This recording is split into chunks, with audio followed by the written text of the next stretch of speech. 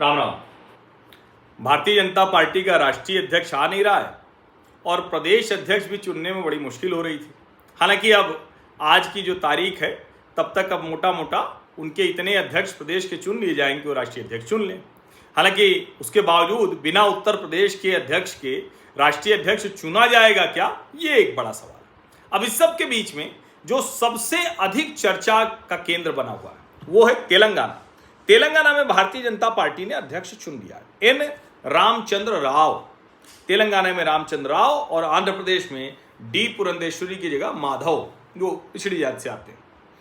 लेकिन तेलंगाना में हुआ क्या कि जो एक टी राजा सिंह, टाइगर राजा सिंह हैं, लोध राजपूत हैं राजा सिंह, और बड़े फायर ब्रांड हिंदुत्व वाले नेता हैं। हालांकि अक्सर वो विवादों में रहते हैं, कई बार उनके ऊपर FIR हो चुका है, गिरफ्तारी होती है, उनके बयान ऐसे होते हैं जो भारतीय जनता पार्टी को परेशान करते हैं। लेकिन जो एक बड़ा हिंदुत्व का समर्थक वाला वर्ग है उसको लगता है कि बड़ा अच्छा है, वो बहुत खुश रहता है और वो टी राजा सिंह में भविष्य का नेता देखता है। टी राजा सिंह अकेले ऐसे नेता हैं जो हैदराबाद की सीट पर भारतीय जनता पार्टी को लगातार जिताते रहते हैं। गोशा महल उनकी सीट है तो उससे वो जिताते रहते हैं। जहां पर OIC की राजनीति है उस जगह पर वो जीतते हैं। कहा यह भी जाता है कि OIC की राजनीति है इसीलिए राजा सिंह जीतते हैं, क्योंकि एक बड़ा वर्ग है जो मराठी, जो ऐसे लोगों का है, वो मानता है। और टी राजा सिंह लगातार खुद को प्रदेश अध्यक्ष के तौर पर भी प्रस्तुत कर रहे थे। टी राजा सिंह इससे पहले भी भारतीय जनता पार्टी से उनकी लड़ाई होती रही। अब अभी ताजा लड़ाई क्यों है? ताजा उन्होंने चिट्ठी लिखी, 2 पन्ने की चिट्ठी है। चिट्ठी में लिखा कि जो लाखों कार्यकर्ता हैं वो दुखी हैं, निराश हैं, एक योग्य व्यक्ति को अध्यक्ष बनाया जाना चाहिए। तो पहला सवाल तो यही करें कि योग्य अध्यक्ष बना या नहीं बना भारतीय जनता पार्टी के लिहाज से। अब एक बात तो ये समझिए कि किसी की निजी इच्छा, आकांक्षा, महत्वाकांक्षा अपनी जगह, एक कोई व्यक्ति बहुत फायर ब्रांड लीडर हो, बहुत जबरदस्त हो अपनी जगह, लेकिन जब पार्टी को राजनीतिक तौर पर आगे बढ़ना होता है तो उसको देखना होता है पूरे तेलंगाना के लिहाज से क्या राजा सिंह उपयोगी हैं, क्या उस राजनीति में जिसको हम बार बार कहते हैं कि उस तेलुगु राजनीति में उस तेलुगु चेहरे के तौर पर वो उभर कर आए हैं। उसका जवाब है नहीं। वो एक कट्टर हिंदूवादी नेता हैं, देश में उनकी बड़ी एक पहचान है और अच्छे एक जबरदस्त प्रभाव वाले नेता हैं, बार बार जीत रहे हैं, ये आप समझ ही लीजिए। लेकिन पूरे राज्य में फैलने के लिए क्या जरूरी है? कैडर का व्यक्ति हो, तेलुगु राजनीति के हिसाब से व्यक्ति हो, जिसकी स्वीकार्यता हो और जो बहुत अस्थिर भाव से न हो, आक्रोश में आ गया, गुस्से में आ गया, ये कर दिया, वो कर दिया, ऐसा न हो। एन रामचंद्र राव उन पैमानों पर पूरी तरह से खरे उतरते हैं। एन रामचंद्र राव तेलंगाना भारतीय जनता पार्टी के नए अध्यक्ष बने। भारतीय जनता पार्टी के मूल कैडर हैं।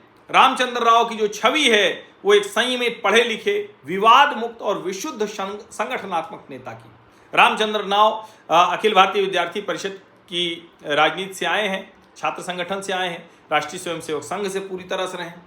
तो मुझे लगता है कि जो चयन किया गया है वो चयन इस लिहाज से बहुत बेहतर है। इसी से राजा सिंह गुस्सा गए, टाइगर राजा सिंह।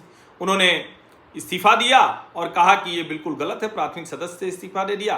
वो नरेंद्र मोदी, अमित शाह, JP नड्डा इनकी प्रशंसा कर रहे हैं, खुद को वो अध्यक्ष का दावेदार मानते थे, तो इसलिए जाहिर है कि उनकी नाराजगी होगी।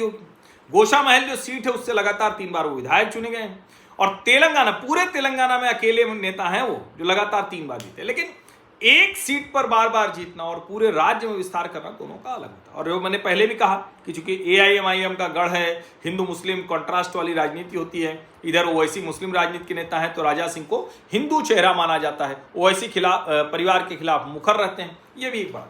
लेकिन राजा सिंह के विवाद बड़े भारी पड़ने वाले रहे, कई बड़े विवादों में रहे। आपको याद होगा जब मुनव्वर फारूकी ने किया था, जब वो जेल भी गया था, उसके बाद उनकी टिप्पणी, वो पैगंबर पर कुछ उन्होंने टिप्पणी कर दी थी, वो बहुत खराब थी, निलंबन झेल चुके हैं। 2022 चुनाव से पहले उनको फिर से वापस लिया गया। 18 में भी उन्होंने इस्तीफा दिया था, यानी बड़े क्षणे रुष्टा, क्षणे तुष्टा, रुष्टा तुष्टा, क्षणे क्षणे वाले हैं, उसे पार्टी ने अस्वीकार कर दिया था। अक्सर पार्टी लाइन से अलग बयान करते रहते, समझिए। अब वो बार बार कहते हैं संगठन में समन्वय की कमी है, लेकिन ये तो नहीं हो सकता। उनकी अपनी जो विधानसभा है गोशा महल, उसके लिहाज से ये सब व्यवहार बहुत अच्छा है। हिंदी, मारवाड़ी और मराठी भाषी मतदाता बहुसंख्यक हैं। ये खुद लोध राजपूत समुदाय से आते हैं।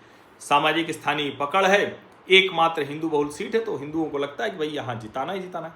तो उस सीट के लिहाज से तो सही है। लेकिन क्या राजा सिंह का त्यागपत्र, राजा सिंह की ये नाराजगी, ये भारतीय जनता पार्टी जो मोल ले रही है उस पर भारी पड़ेगी?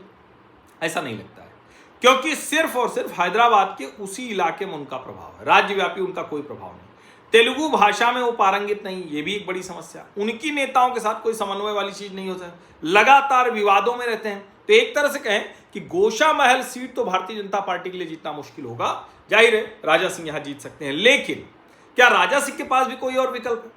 अब रामचंद्र राव को चुनने के पीछे बड़ी सीधी सी बात है, संगठन के पुराने विश्वसनीय नेता हैं, पढ़े लिखे हैं, कानूनी पृष्ठभूमि वाले हैं, संयमित स्वभाव है, अखिल भारतीय विद्यार्थी परिषद, भारतीय जनता युवा मोर्चा, राष्ट्रीय स्वयंसेवक संघ से तो ही तेलुगु भाषी, तो पूरे राज्य में वो जाकर भारतीय जनता पार्टी का विश्वास कर सकते हैं। तो जो भारतीय जन बढ़ा सकते हैं, जो क्षेत्रीय संगठन संतुलन की बात है उसके लिहाज से, और हिंदुत्व कार्ड का एक हद तक आप प्रभाव देख सकते हैं, एक हद तक आप आगे ला सकते हैं, लेकिन बहुत आगे नहीं हो सकते। और भारतीय जनता पार्टी को पता है कि राजनीतिक तौर पर आगे बढ़ना है तो विवाद मुक्त छवि रखना पड़ेगा। आपको ध्यान में होगा बांदी संजय कुमार जो पूर्व प्रदेश अध्यक्ष हैं वो भी बड़े आक्रामक थे, लेकिन एक समय के बाद वो लगा उनको कि नहीं अब तो थोड़ा सा मतलब इससे पार्टी आगे नहीं बढ़ पा रही, तो बांदी संजय कुमार को भी पीछे हटाया गया। हालांकि उसका पार्टी को एक तरह से नुकसान भी हुआ। तो अब ओवरऑल अगर कहें तो ये संतुलित निर्णय लगता है, राजा सिंह का जल्दबाजी में लिया गया निर्णय लगता है। भारतीय जनता पार्टी को राजा सिंह की नाराजगी दूर करनी पड़ेगी, हालांकि सबको पता है कि वो उनकी व्यक्तिगत महत्वाकांक्षा ज़्यादा है। तो सवाल यही है कि क्या ये जो नाराजगी है ये भारतीय जनता पार्टी पर भारी पड़ेगी? तो इसका जवाब है कि नहीं, ऐसा नहीं होने वाला है। हाँ, ये जरूर है कि एक उनका मजबूत विधायक जो हर बार विधानसभा में पहुंचता था, हिंदुत्व का ये जो पूरे देश में चेहरा है, वो भी अगर साथ में रहता तो बेहतर होता।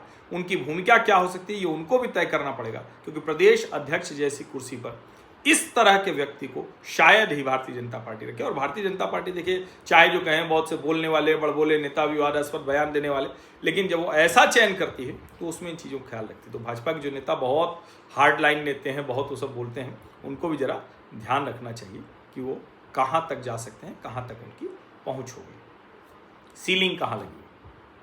फिलहाल एक संयमित निर्णय लगता है और राजा सिंह की अपनी व्यक्तिगत महत्वाकांक्षा है, कुछ हद तक उससे सहमत भी हुआ जा सकता है, लेकिन पूरे तेलंगाना के लिहाज से देखें तो एन रामचंद्र राव का अध्यक्ष बनना ये एक बेहतर निर्णय है।